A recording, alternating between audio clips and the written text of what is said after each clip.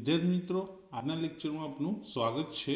આજનો લેક્ચર છે આપણો ધોરણ 10 ગણિત ચેપ્ટર નંબર 9 ત્રિકોણમિતિના ઉપયોગો, જેમાં સ્વાધ્યાય 9.1 નો દાખલા નંબર 13 આજે આપણે કરીશું। તો 13મો દાખલો બહુ સરળ છે। સૌથી પહેલા રકમ પર ધ્યાન આપીએ કે દરિયાની સપાટીથી 75 મીટર ઊંચી, તો દરિયાની સપાટીથી 75 મીટર ઊંચી એક દીવાદાંડી, અને આ છે દરિયાની સપાટી, અને આ દીવાદાંડી જેને આપણે AB નામ આપીએ, અને આની ઊંચાઈ કેટલી છે? 75 મીટર। પરથી અવલોકન કરતા દરિયામાં રહેલા બે વહાણ એના અવશેષ કોણના માપ 30 અને 45 માલુમ પડે છે। હવે અવશેષ કોણ લખો કે ઉત્સેદ કોણ કરો, સરખા જ આવશે। હવે શું કીધું છે કે એક વહાણ બીજાની બરાબર પાછળ અને બંને વહાણ દીવાદાંડીની એક જ બાજુએ છે। તો આપણે વિચારીએ કે જમણી બાજુએ છે, બે વહાણ છે, એમાં એક વહાણ અહીંયા દર્શાવીએ C, અને બીજું વહાણ C કરતા દૂર એની પાછળ D। તો બે વહાણ થઈ ગયા। હવે બંને વહાણનો ખૂણો શું આપ્યો છે? 30 અને 45। હવે કોનો 30 અને કોનો 45 સૌથી મોટી મગજમારી? તો એક વસ્તુ ખાસ રાખવાનું મિત્રો કે તમને ત્રિકોણમિતિમાં એક ખૂણો તો 90 આપેલો હશે, તો 90ની નજીક જે ખૂણો હોય એ મોટો હોય અને દૂર જે હોય એ નાનો હોય। તો અહીંયા C ખૂણો 90ની નજીક છે, એટલા માટે C નું માપ કેટલું થશે? 45, અને D નું માપ કેટલું થશે? 30°। બંને વહાણ દીવાદાંડીની એક જ બાજુ આવેલ છે, અને બંને વહાણ વચ્ચેનું અંતર એટલે કે આપણે CD નું માપ શોધવાનું છે, અને દીવાદાંડીનું માપ આપેલું છે। તો સૌપ્રથમ તો આકૃતિ જે દોરી એના વિશે લખવું પડશે। તો ધારો કે AB બરાબર દીવાદાંડીની ઊંચાઈ બરાબર 75 મીટર। ત્યારબાદ C અને D એ વહાણના સ્થાન દર્શાવે છે, અને આપણે શોધવાનું શું છે? CD, એટલે કે બે વહાણ વચ્ચેનું અંતર જે આપણે શોધવાનું છે, એટલે ખાલી જગ્યા રાખીએ છીએ।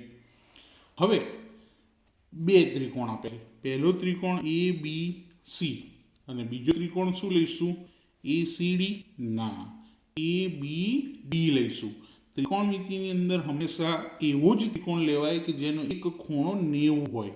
તો પહેલો ABC અને બીજો ABD લઈશું।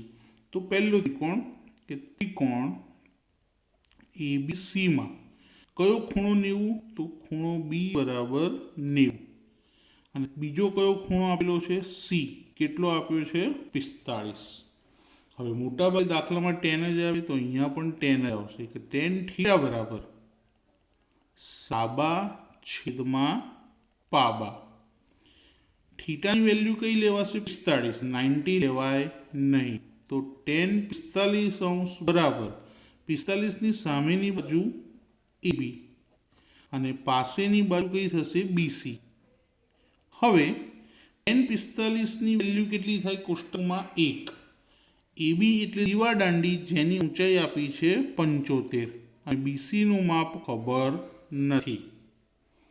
BC ને સામે એક સાથે ગુણીએ તો BC એમના એમ, અને બરાબર 75 મીટર। તો BC નું માપ મળી ગયું આપણને, અહીં લખી દઈએ જાણ ખાતે 75 મીટર। હવે બીજો ત્રિકોણ કયો છે આપણી પાસે? ABD।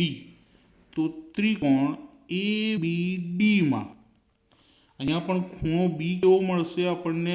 90, અને એના સિવાયનો ખૂણો D જે કેટલો આપેલો છે? 30°।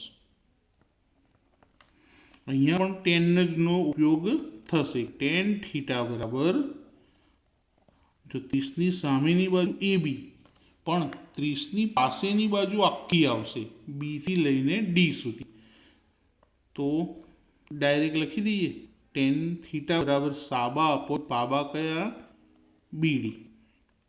હવે થીટાની કિંમત શું લઈશું 30 કે ટેન 30° બરાબર એબીનું માપ 75. કેમ? કારણ કે દીવા દાંડીની ઊંચાઈ છે.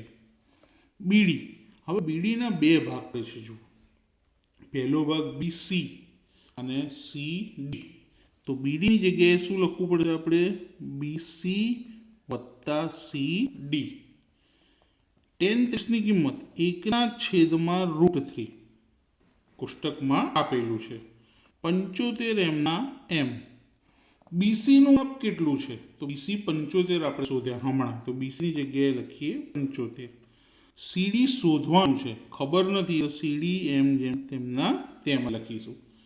છેદ અંશમાં જતો રહેશે એક સાથે, તો 75 વત્તા CD એક સાથે ગુણાવાથી કોઈ ફરક પડશે નહીં. √3 75 સાથે ગુણાશે તો 75√3.